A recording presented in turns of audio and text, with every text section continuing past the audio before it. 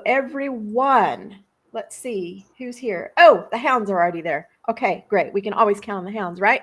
Welcome to another edition of the Down Home Texas Business Show. Small business show. Small business show, but we're just letting everybody file in and get their Dr. Peppers and their popcorns, and we have a great show for y'all today. Um, so over the weekend, question, Amanda, are you ready for Christmas? No, We've got 1 week. no. I decorated like my office, a month ago? Like, as soon as Thanksgiving was over, like I was decorating. So maybe 3 weeks ago. Still last minute Christmas shopping. Still have a couple of people who I'm like, what am I going to get? Um, I don't do gift cards really. I don't think they're personal. I don't really like doing cash. And so Mm-hmm. those few people, um I'm struggling. I'm struggling. Mm-hmm. What about you? Well, well, I think I'm ready as far as all the shopping and stuff. Jimmy and I went to Weatherford over the weekend, and we went Christmas shopping. Happy Um, anniversary, late. oh, thank you very much. But we did go, and we did go Christmas shopping, and I thought about this episode while we were Christmas shopping because there were people everywhere. And at one point, we were in a store, and there were so many people in that store, and things were so, um, it was just a madhouse. And Jimmy actually turned to me and said, "I have to get out of here. I think I'm We going to do have an that. anxiety attack." We do Right? that in our family. That is one, oh my goodness. That is one of the best things we've ever done in our family is we have empowered our entire family, our kids, my husband, myself. If we call it, we're peopled out. So I don't care if Oh we are yeah. in the middle of a party and one of us says we are peopled out, somebody is ushering them out. It can be in the middle of the mall, in the middle of a store, whatever, so that they can have the break that they need to like be It's, okay I again. mean, it reminded me this time of year is ripe for anxiety, stress, burnout, and of course it is. I mean, everybody's level is up here, and they're all fighting for the same thing, to be joyful and holly jolly, and all the things. It's like that Christmas Vacation when Chevy Chase goes off on his rant, you know. So I Okay, can't quote it, or I would. except for, you want to know one of the things that I have I guess, I don't want to say taken for granted, but in accounting, like, we slow down at the end of the year. Now we're We going to pick do up a lot. exponentially in January, right? But Mhm. the end Yeah. of the year, we're kind of supposed to be coasting into the end of the year. Hmm. But I've been following some people on LinkedIn who work with people who are in sales or whatever, and they are not slowing down. No. No. I I get you. can't It's rough. imagine. I can't imagine dealing with all of the holidays and still having to be so ramped up in work. Hmm. Hmm. I know. So, with that, we've got a really good show. We've got fantastic guests to talk about this, and we are so excited. So, let's roll the intro and let's get them out here. What do you Let's say? go. Let's go.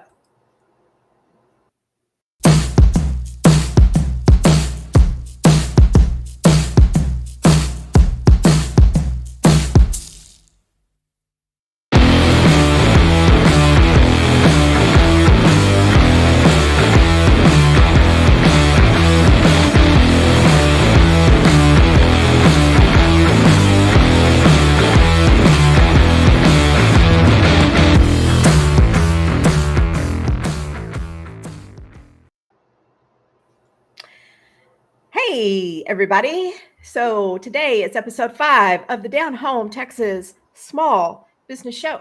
I am Tammy Fisher, enrolled agent. I am Amanda Adams, CPA. Yes. And we And are so, today, so excited. We are very excited about today because we are going to talk about burnout and mental health and what happens when your holly is not so jolly and all those good things. And we have a fantastic panel with us to have a roundtable discussion about all that. So we're going to get straight to it and we're going to bring them all on and let them introduce themselves. So here we go. Welcome to our esteemed guests. Yay! Yay! So let's go around and have y'all introduce yourselves just a little bit. And let's start with Dr. New. Go ahead, please. Hello. Hello. Okay, Hi, there Tammy. you are. Hi, Amanda. Hi. Hi, Bryan. Hi, Jeff. And hi, Kristin. And hi, everyone who's watching us now and later. Yes. I guess to kick off, my name is Dr. Truong, and I'm originally a clinical pharmacist turned into entrepreneur to really coach a burnout professional to live their life in the most fulfilling and joyful and with a purpose, and just really enjoy your life and every moment, and being in the present moment is all we have. And so I like to maybe pass on the ball to Kristin. Sure. I'm Kristin Nori, and I am a recently transitioned teacher as a result of burnout, who ended up switching into working on the educational side of things from the corporate end of things. So I'm working on training teachers and coaching teachers. And one of the topics that I train and coach on regularly is teacher well-being and work-life balance. I am a special educator by training, so most of my training is around special education. And I've just recently launched my own LLC to do special education advocacy work for parents that are trying to navigate that special education or 504 process.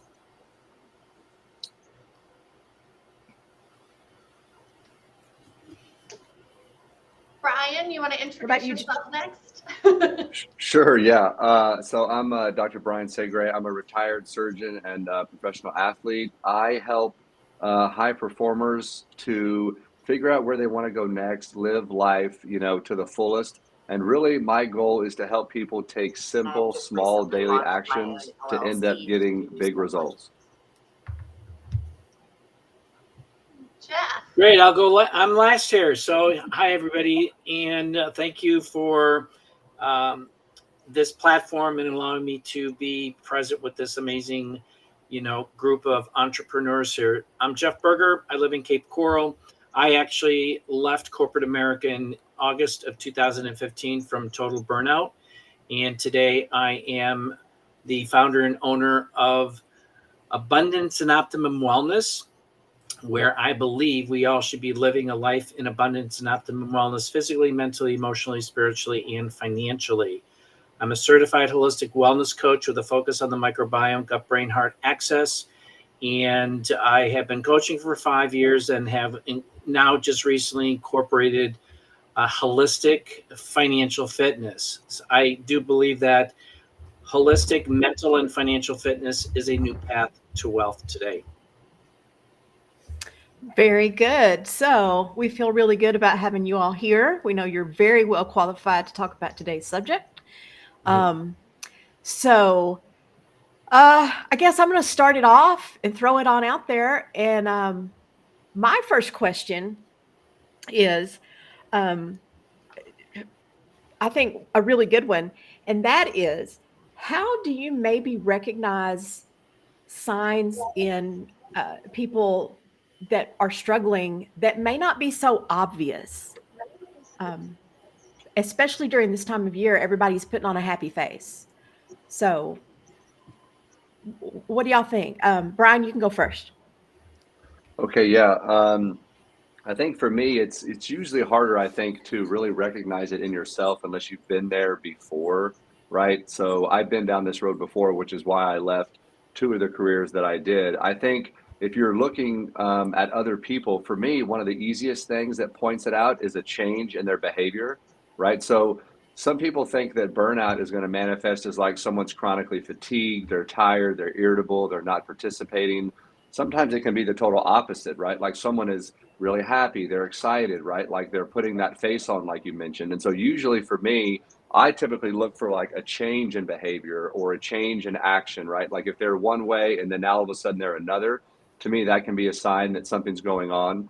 Um, and the other one that I really, really key into a lot is fatigue, because being burnt out is obviously psychological, right? It's a mental stress, but that mental stress really takes a toll on people physically. And so a lot of times, if they're not acting different or abnormal compared to what's normal for them, a lot of times they'll lose their get up and go. So it could be someone who is typically really outgoing, or they like to go to the gym, or they walk the dog, or they have dinner parties, right? And if those things start to fall off, so for me, a lot of times it's change in behavior, and then it's fatigue or being, tired and run down. Okay. Good. Anybody else? Yeah, I'll jump in there. To come on today with this talk, I needed to reflect in my time back in 2015 being burnt out from corporate America.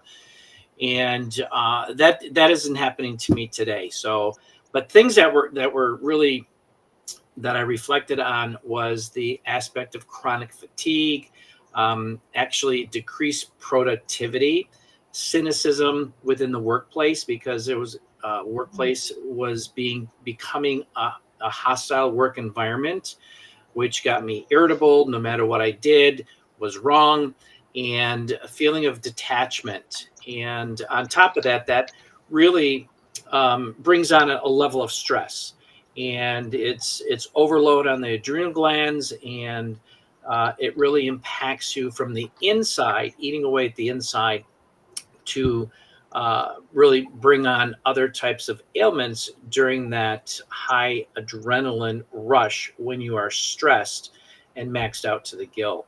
So over the years, I have, with my journey being a holistic wellness coach, I've come across some really great remedies that I still use today in the event that I do get stressed out. But being able to reduce stress, anxiety, and depression that was at a 10 plus for decades is now down to a level 1.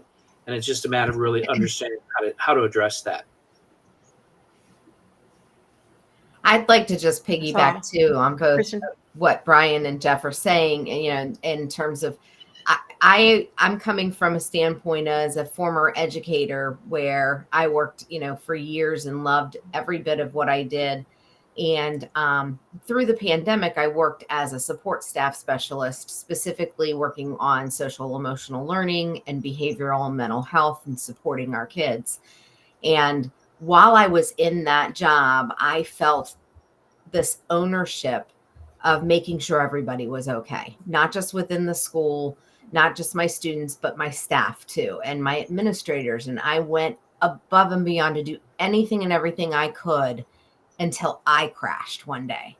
And I can vividly remember I came home. It was the eve on what would have been the start of my 24th year in education. And I looked at my partner. I said, I'm not going tomorrow, and I don't know if I'm ever going back.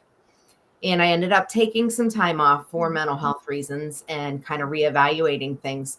The irony in the way, I swear God's hand is always in things.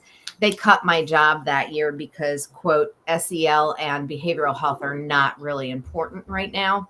This was, of course, during the pandemic, I remind you. So that's when I knew, okay, it's time for me to make a change. It's not working. And I've been able to kind of build my own work-life balance and set those boundaries and really cherry pick. And that's been an amazing life change for me, for sure. I'm still getting to help and do all the things in education I wanted to do, but I may not be making as much money as I was before, but I'll tell you what, I am darn sure happier, and my health physically and mentally is way better. Yeah, just I think. What about you, Dr. New? What do you look for? So my own reflections. So my passions not only help someone because I've gone through myself burnout, climbing the corporate ladder and, having the highest career path and being director and flying all over the nations and doing different things. But I think life happens to you to recognize to stop. And like we had a death in the family, right? My nephew commit suicide. So in that essence, it not only being the spirituality of myself and a whole family of us, it's more prompt, to be stronger than ever, right? But the society is like pushing you to keep going, right? There's no really grief time to really slow down, to really understand your own needs. And that needs, you keep on pushing, and you just keep on going because you're a high achiever, you're the A type. You just keep going. Nobody knows that you're burnt out until your own health will be the one that calls out on you. And that's when I got, really admitted or to the hospital by ambulance, which I was so stubborn because at the moment I said, no, I'm fine. I can take care because, when you're so strong will that that, oh, I got this and it will all pass. But if family hadn't called the ambulance on me and get me admitted to the hospital, I would not have been here. I got diagnosis with sepsis and a lot of things that just internally, when you think of when your mind is not really fully there, even though you serve in a capacity to help other people, to be strong for other people, to be there and nurturing and your strength and all that, but your body will crash. So that is one of the things I think as a professional, we need to kind of reflect on our own journey and kind of raise an awareness on what's going on society. It's not about leading to depression and anxiety or people are underperforming. It could be the high performers one who needs to say, hey, that's one of your sign of burnout, that you are losing that sign of purpose, right? What is your purpose in life or whatever your career is? If you question that, sometimes you lose that sense of being purpose, like what are you here for? And that can lead you to burnout because then you're seeking the next thing. And so, yeah, that's how on my journey. And I think also reflecting on our spirituality, whatever we come across our path, that also play a big impact for me. Okay, so And with that, you're y'all right. have. That- Go ahead, Tammy. no, go ahead, Amanda. Oh, I was gonna say y'all No, have like you. amazing things, and this is such a hard topic right around the holidays. Sorry, guys, but it's such an important topic. And you kind of all spoke about different things that we should be thinking about, that it's psychological and physical, that it is not just people who have lost their purpose. I mean, losing your purpose can be a big part of it. The importance of family and having people around, the part that corporate America plays in it all. It's not just, oh, everybody avoid burnout. We can't just make it this simple little thing. So I really appreciate each of you sharing a little bit about your stories and how y'all got to be here. Because this is really such a near and dear to my heart topic. Yeah. And it's really, especially this time of year, that's really tough for people like Dr. New, like you said, like us, business owners in particular, because we tend to be driven people, right? We tend to be people who like to achieve.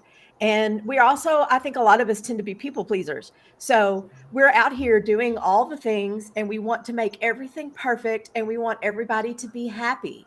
So in order to make that happen, we tend to sacrifice ourselves and what we need in order to make, especially the holidays, perfect for all of those people around us, and not just our families, but for our teams and our staff members and our offices too, right?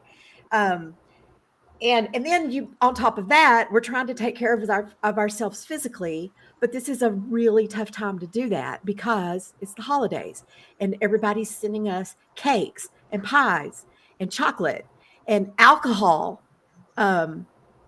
So just a perfect, to me, it's a perfect storm of feeding all your vices and staying up late and putting yourself in the hospital, unfortunately.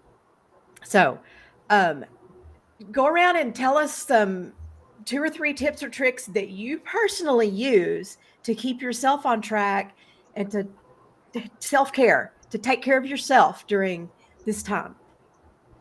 Let's go backwards this time and start with Dr. New. So for myself, one of the things, of course, just a little me time, because for me, I'm more of is serving, because whatever I do is serving for others. And so on the grand scheme of things, to begin my day and to end my day, I always have a gratitude, prayers, meditations as something that put me in my grounding of where am I today? What are things I need to do? But it's just do my best. It's not about achieving everything. And sometimes that thing on your list might carry over the next day. It's okay. But that's when you reflect at the end of the night, what are you able to accomplish? And is that gratitude, that small gratitude of that you're able to make an impact for me. And that is how it makes you not so much of looking at the numbers of what are you doing on that to-do list. You know, we all have that, whether it's in our head or whether it's on our journal or on our calendar. And that's how, for me, the biggest one for me would be that gratitude, that meditations. And of course, the time block, of course, is your precious, but some people think they don't have time for that. And they think it's a BS when they think about meditation. But I just want to share that it's not just about sitting. It could be walking, you know, that we're just putting everything clear out in your mind, have nothing in your mind, and just really reflect on all the beauties around, like whether it's walking, you notice the trees, the leaves, the beauty that it tells you, the things that will tell you, and you will have more joyful, that it's like you realize a lot of things that call out when you are kind of zone out to everything else. Don't be walking and checking on LinkedIn and posting and things like that, or listening to audio, but really just put everything down, just 5 minutes. And when that, you really take care of yourself, then the rest kind of unfold and you know what you need to do next. And that's how it has been for me.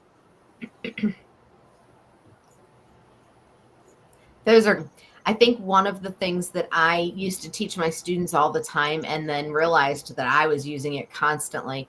There's a method for breathing called 4-7-8, where you breathe in for 4 seconds, you hold it for 7 seconds, and you exhale for 8. And there's actually multiple YouTube videos on how to do it.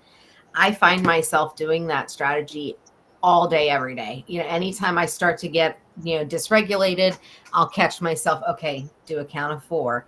And just getting that breathing, back under control.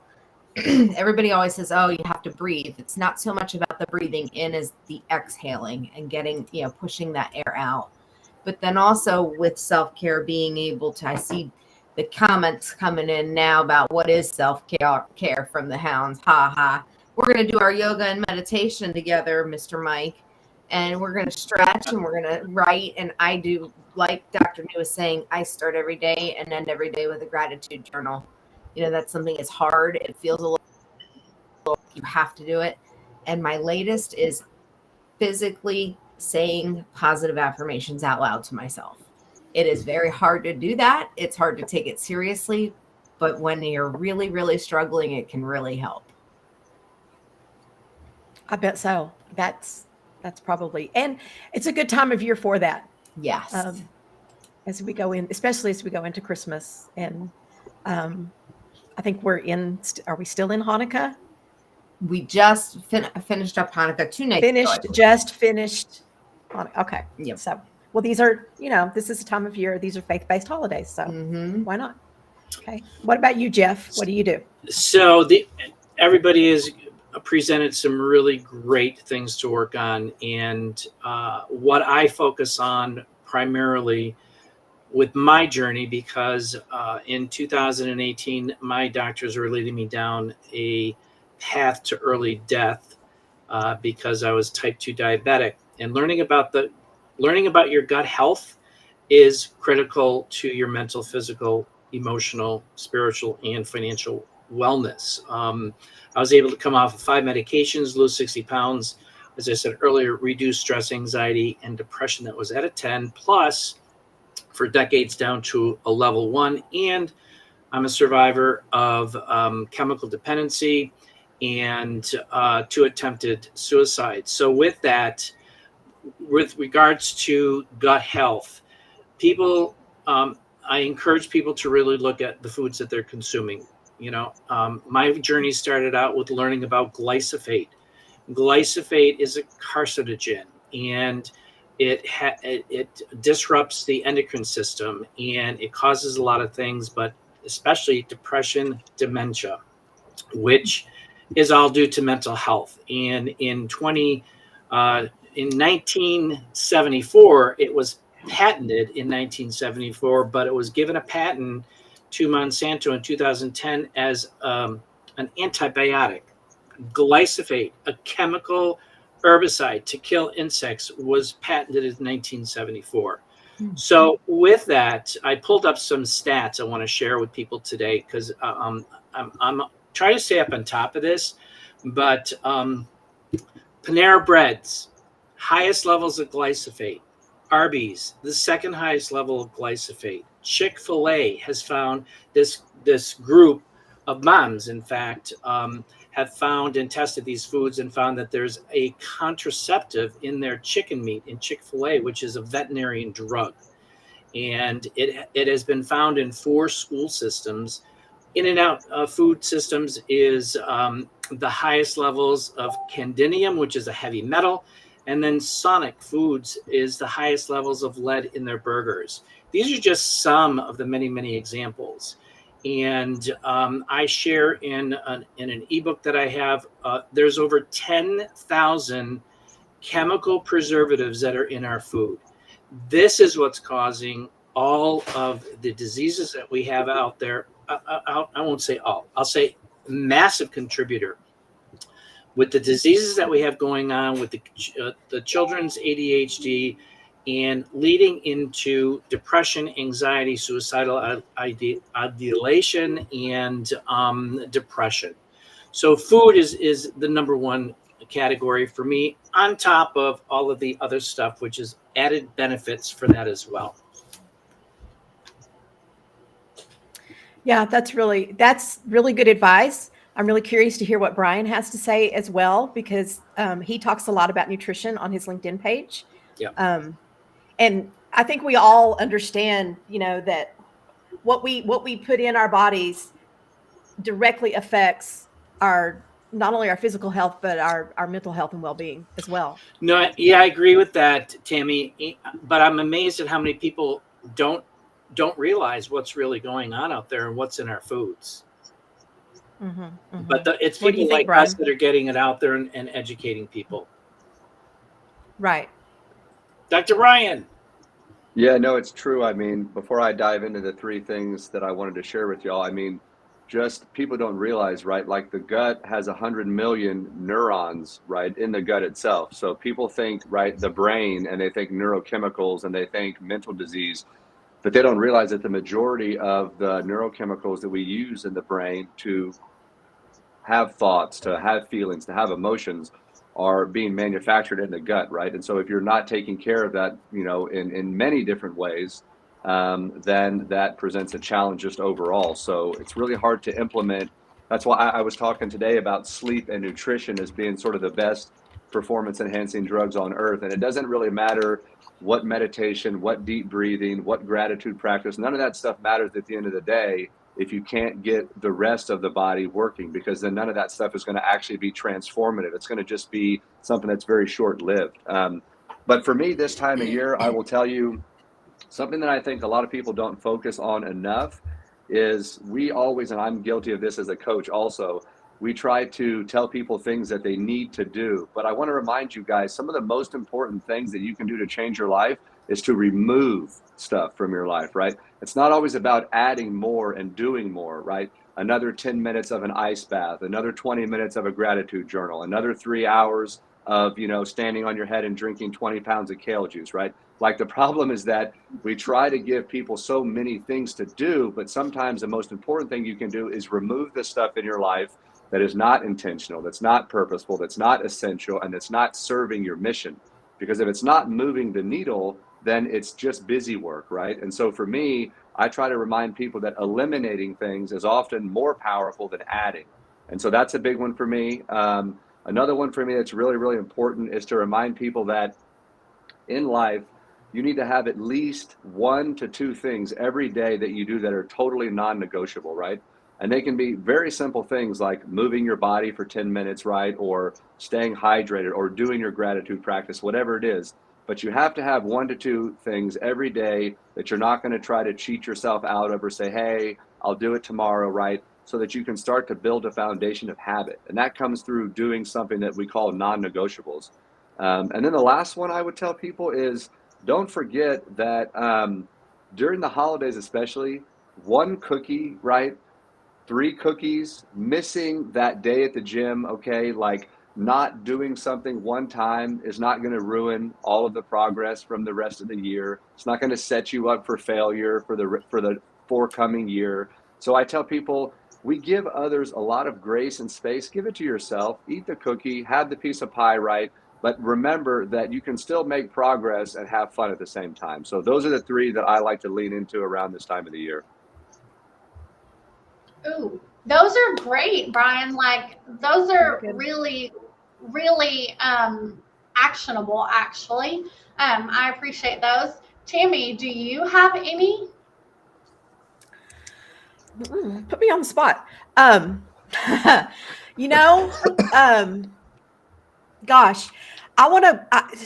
The only thing I'm thinking right now is what Bryan just said about removing things that don't serve you, and what that makes me think of is, well, it makes me think of 2 things.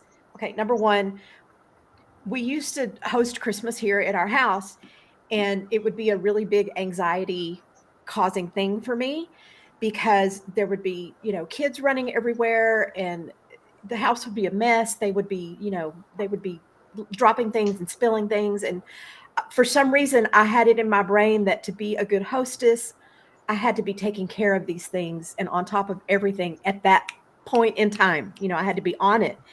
And it took me a long time, and it took help from, my husband to be able to say, just sit and enjoy the moment and we'll clean it all up after.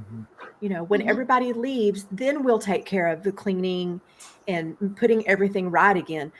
That was really difficult for me. And it took effort. I had to, almost physically make myself sit and enjoy. But once I did, I actually had fun, and it was nice, and it was family time, and we had really good times, and it was easier to manage. So that was something that I could remove. I could take that off my plate. I don't have to do all of this all at one time. The other thing that's really interesting about you saying take things off of your plate or take things out of the equation, for a lot of people at this time of year, is toxic people. And maybe even toxic family members. That's a tough one for a lot of people. And, because, they think, oh, well, they're family. And so they have to be here because it's the holidays. I'm one of these people who believes, family or not, if they don't treat you well, they don't deserve a place at your table. Period. End of story. Anybody want to comment on that? I literally just typed out the comment, we should not be doing things for others at the expense of our own mental health. Thank you. Yeah. I would go ahead, Amanda. Well, I was just gonna say, I think we really love our families. We want to be big in families, but a lot of times, what I'm learning, there's lots of generational traumas in this, and so we ask for progress in our family, not perfection. So if we're all in the boat rowing the same way, if we're all working towards treating each other better. We're going to have bad days. We're going to do those things. But we're all on the journey together, but I don't need anybody who's drilling holes in my boat. I like that. So I think I don't want to encourage people that you cut off everybody that's not perfect. That's definitely not what we're saying. But really look at, is this a healthy relationship for me? And I know that Dr. New has something to say. I just want to add one more thing. For me, the big thing that I do is trying not to compare myself or those around me. So comparison is the thief of joy for me. And when I start doing that, when I start going, oh my goodness, they're my age and they have XYZ and I don't have those things. Or they're my age and they don't have XYZ. Where did I go wrong? We're all kind of in this individualized journey, and our family's big on mental health, which again is why we're so excited about this episode. But sometimes I may be further along in my journey than my husband or my kids or something else, and being sure to give them grace and giving myself that same grace, like Dr. Bryan said. So that's my spill on it. That's what I'm doing for myself. I'm trying not to compare. Yeah, so I just like to add, so I've been there at the moment to that when you have your loved one or those who are near to your heart that have that, toxic, judgmental, or whatever that is in a negative toward you that you can't handle. But what I would say, because when you're not there, then you will want to stay away from. But if you are there in a space to be able to have that environment to invite those in, to be able to not only be there for them, but also because it's how we bridge the gap of having someone who have that space of it's really is be able to have that transformation for them to see a perspective shift, like a mindset shift. Because once you see it, it's really about, then that's what I'm so passionate about mindfulness, is that everything start with us, right? Because it start with our thoughts. Whatever our thoughts is, it start here. And whether it's food, whether it's exercise, all the different things when we talk about, to nourish our body, the physical body, the mind, the soul, the spiritual, it start with us. So when we're consciously aware and where we want to go, you want to be surrounding yourself with a positive environment. But when those are not there, but once you're there, you're able to submerge yourself in an environment that you can give people tools to be able to hone in and change that emotional challenges. Because not everybody can turn off all that switch or can stay away from that toxic environment, because like toxic workplace that, they are, it's their livelihood or their paycheck. And I've seen coworker who's, came back from a toxic workplace that almost commit suicide the second round. Had someone had not been there to reach out, to be that loving, caring, to be there to help them bridge the gap, to lift them up, or else they would have commit suicide again. So I think there's a fine line. Of course, not everybody's in that space. And I think that's something. And then just be mindful of where everyone's journey is at. Like, for instance, when we give advice, I know all the things, but then everyone is not in the in a positions, right? Whether it's financially or things that they are able to get rid of all that toxic things that are in their life. So I think it's just giving them grace to take one baby step at a time, to know what is it the best for them. It could be best for me, but if I say, would it be best for Amanda, she might not. So I think it's working with whatever is best for that person and recognizing what will be the best one that move the needle, help you to feel joy, fill your cup, and then you can fill other people's cup. Because when we're serving people and we're helping people, that motivation is continue. But it's just having that, and when they see their own transformation, they will also want to gravitate and learn more, and then they'll dive in. It's just that little baby step so they don't overwhelm. I'm really glad to hear you talk about serving other people because that goes right back to one thing that I definitely wanted to touch on today. And that was for all of our small business owner listeners and watchers, especially those who have a staff or they have employees. Um, can y'all offer anything, especially during the holidays, for them to do for their people that may be struggling during this time of the year? For me, this is a kind of a difficult question because they're not your family. You know, they're not family members. You may not be that close to them, but you may, because you're with them so much of the time, you'll see them and you may notice and see them struggling and having a hard time. So, you know, as their employer, can you do something to help them out? Is there anything that you can do to make this easier for them this time of year? And that's for anybody who wants to go. As an Did I employer, stump the panel? are you saying that for employer to do, what would employer can do? Is that what you're asking, right, Tammy? If I'm getting your questions correctly. Mm-hmm. So the employer, I would say, is also getting to know the employees, right? Because not just on the surface of why they're underperforming and why they're having some struggle, that you see the different pattern in the employee, or if they're showing up late or whatever that you see that is not regularly showing up as that person. Maybe find out a little bit more about what's going on with them. Like how's your family going? How are you feeling? Yeah. Because with a lot of things going on, like we have shootings and things around the world, and war. It could be a activation for people who are caused like trauma, like things that are maybe they are so either been there done that and they heal, but then now it's another now, or maybe it's a reminding of someone, a family member lost during the holiday. It's tougher for them.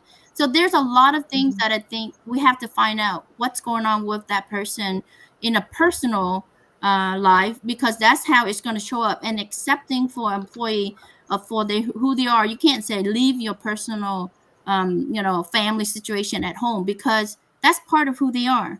Because I think that is where you go above and beyond as employer to showcase you care for your employee, not just a number.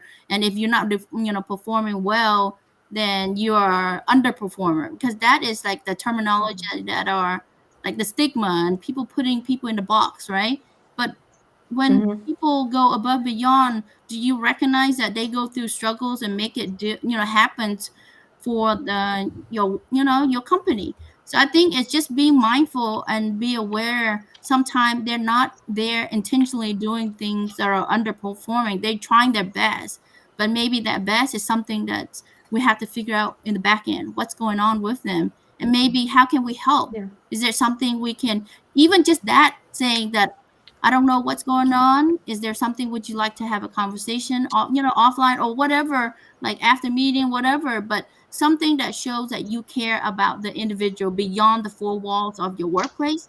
That employee will appreciate you Yeah. more than That right there. yes. Yeah. So, Tammy, I think when we were talking about this episode, the upcoming things, this was important for us to touch on. And I think some of the things that we talked about were kind of gonna be simple things. Some people block out where the week between Christmas and New Year's, if it's not business necessary, you're off work. Not all companies can do that. And please understand, we would never say you are a bad employer if you're not doing that. That's not Right. what we're saying. But we're No. saying if it's not necessary, if it is optional, can you let your staff know that? Can you, if you have a normal 24-hour response time, can you in November let people know the week between Christmas and New Year's, there may be a 3-day response time? Or give some sort, can you laxen some of those normal urgencies? That's really To be good. Yeah. Maybe That's really good. That's really good, especially for like PTO policies.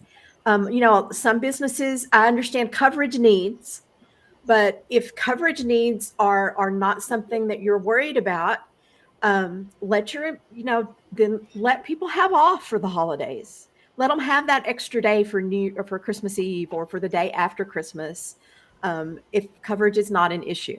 Another thing to me, that I think might be interesting or good is when you're doing your company holiday celebrations, let people understand that they're not mandatory. If they're not in the mood to go and do a company Christmas party, don't pressure them to do this because you want them to. And if they do go to a company party, be careful about how you promote alcohol usage. That is Please, exactly where I was yes. going. Yeah. Don't make it seem like everybody needs to be drinking, because not everybody needs to be drinking. That can be a big one for people. There's a lot of pressure involved there. So Yeah. if you can just relieve some of that pressure, that helps, right? One of the things we did too, to piggyback on this, is when I was still the residency director, it was tough with the residents and the medical students and stuff, to have something where there was like alcohol involved, right? We had to be really careful. And then I carried this over into the business that I was in after that. One thing we would do is you were talking about struggle and people that were struggling around this time of year. One of the best things that you can do when you're struggling or when you're feeling helpless, right, is to get helpful, right? Is to help other people. And so what we would do around this time of year is, instead of having like the food and the party and the alcohol and the cocktail hours, is we would go with our organization or with our employees to a local canned food drive, right? Or a back to school drive, or we would go to raise toys, down at the local grocery store. We just did this with our local Rotary Club a few weeks ago. And it was getting people involved and getting them out into the community, because when you're really struggling a lot of times inside, I'm not saying this will be necessarily a permanent fix, right? But you guys know from experience that when you're having a tough time and you're struggling, when you can do something small for someone else, even if it's just donating your time and not donating your money, it can, like in an instant, it can change your outlook, right? And so I just encourage people to remember that this time of year, if you're struggling or if you're feeling that helplessness, sometimes if you can turn that around and help someone else who's struggling in that moment, you can both find some relief.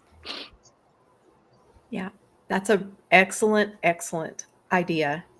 Thank you, Bryan. And I maybe like for that. those who are in the office, maybe having options to work remotely from home. For those that are struggling with, well, let's say if like a illness at home that needs kids that are off school that need someone to watch out for, and then elderly parents or grandparents who are sick. I mean, there's circumstances that maybe need somebody at home as a caregiver, and we have to be mindful of those kind of situations and give them that Yeah. grace. And if they're still able to perform and do all the jobs, why not? Because now remote is almost, I don't think a comparison in office and all that, because I think it's shifting toward that flexibility, right, and autonomy. Yeah, more and more since So we're talking COVID. a lot about like holiday related, but are there things that we can be doing all year round that would be helpful? Chris, like what can we do for teachers all year round, or what can we do for educators, not just at holiday seasons, yes, it's very necessary, but this is a year-round problem. It is. And one of the things that we run into is that schools will plan happy hours, and that's about it. So if you don't go to a happy hour, you're not interested in that, or you have daycare or whatever, you miss out. So one of the things that my last school did, and it really started kind of during COVID because we were all home, we started to play Zooms that were not for meetings. It was just to have fun. And, we would do breakout groups and do fun activities, but just something, going, miniature golfing versus going to the brewery, going, hey, everybody, let's go kayaking on a Saturday, and planning those kinds of outings, instead of it always having to be around food or alcohol. Yeah. Good deal. Yeah. Okay. I like that. Very good.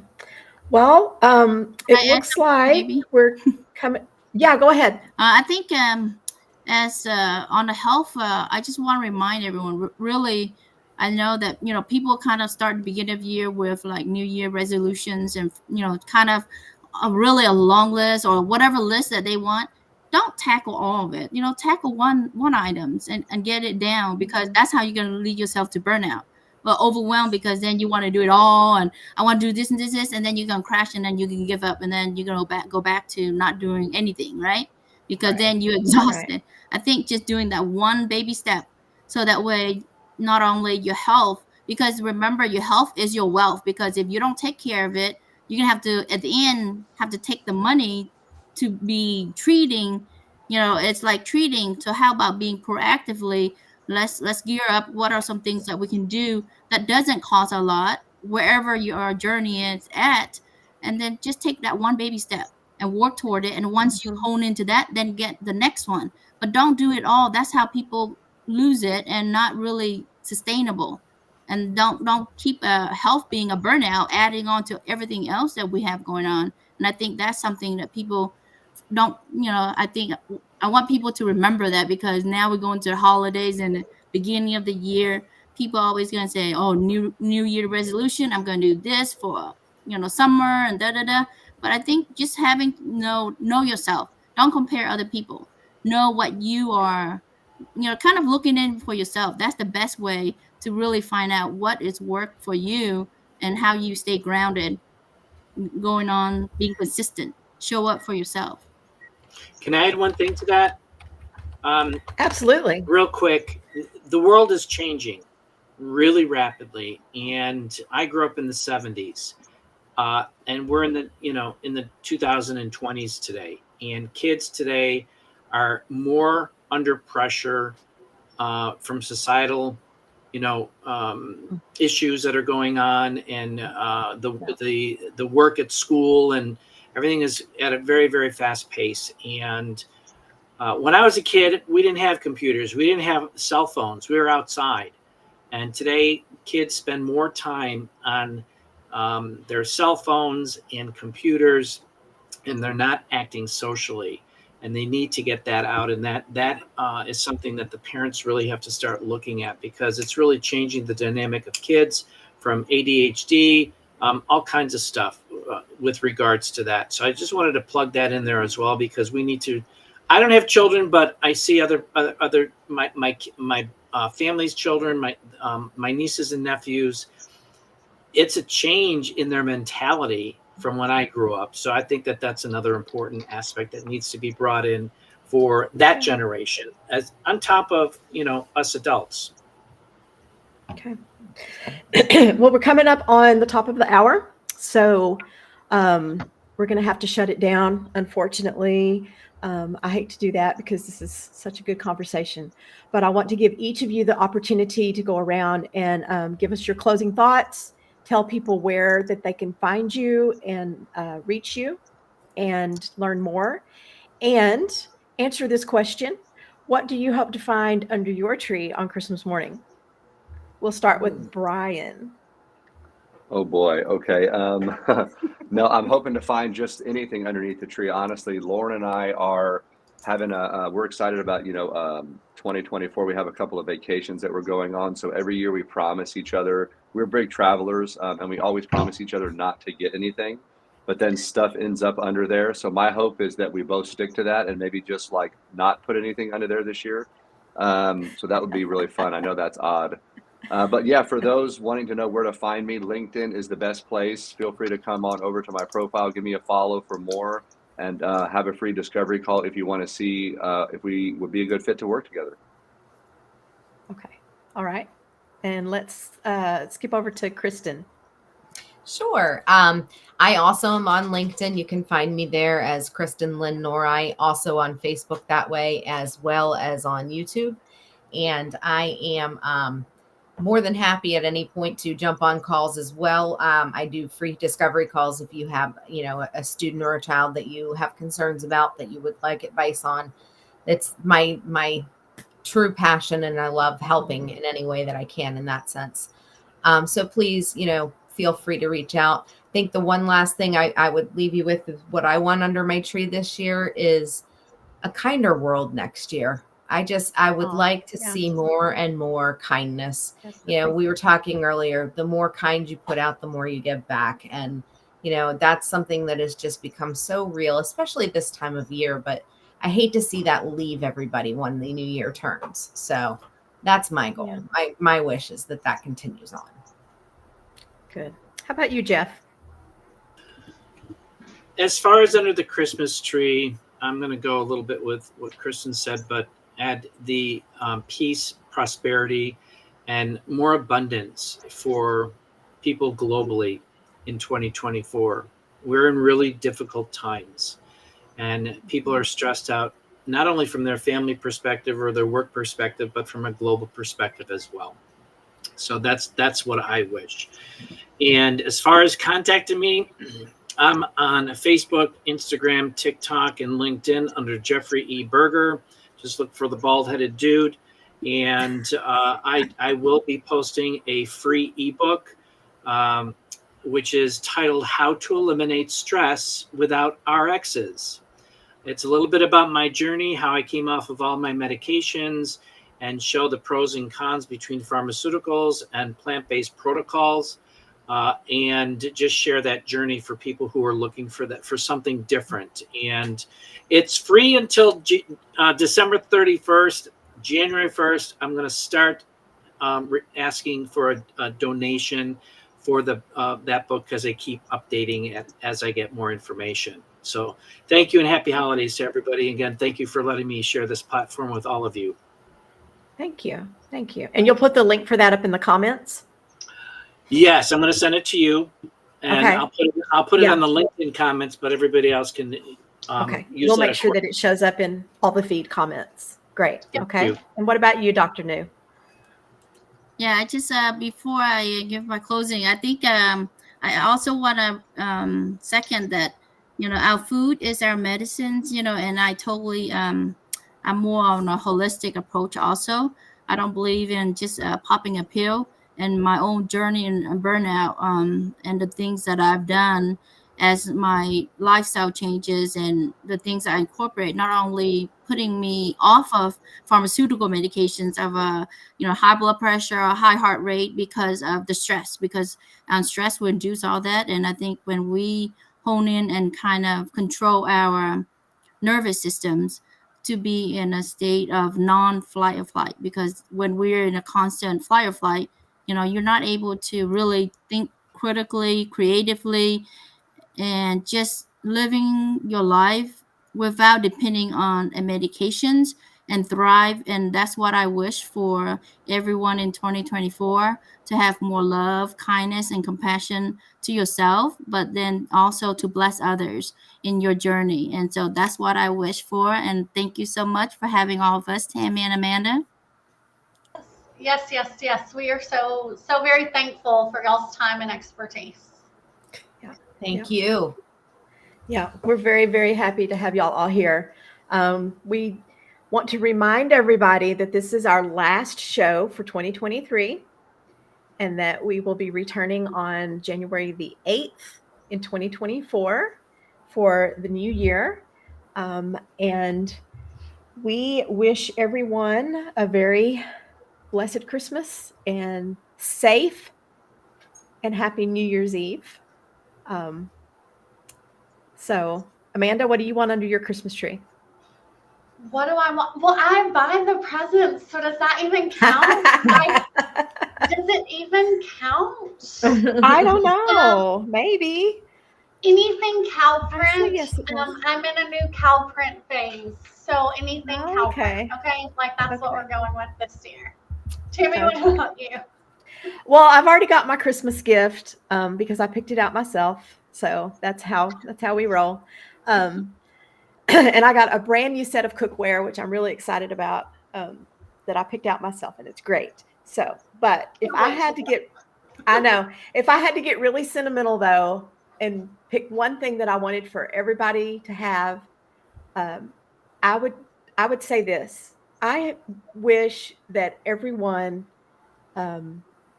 understood and felt the love that is given to them, the love and grace that is given to them from their creator. And that has something to do with faith. I tell people I do not have religion. I have spirit. So you don't have to believe the way I do, because I think there are lots and different ways to have faith. But I just wish that everyone believed and had faith that there's a goodness in this universe that is in control of our destiny, and it has only good things in store for you, and it loves you more than you can ever imagine. And if you can believe in that and buy into that and know it, everything gets better. So that's what I wish for everybody. So very that's my philosophical. spiel. I did not go philosophical, guys. No, And if I you want love to talk that. about that, yeah, if you want to talk about that, hit me up. So that's the other side. So thanks for joining us, everybody. Merry Christmas and Happy New Year. And thanks to all our guests. We really appreciate you guys. And we will see you all in 2024. Happy holidays. We love you Happy all. holidays. We love Bye. you all. Bye-bye. Bye, guys.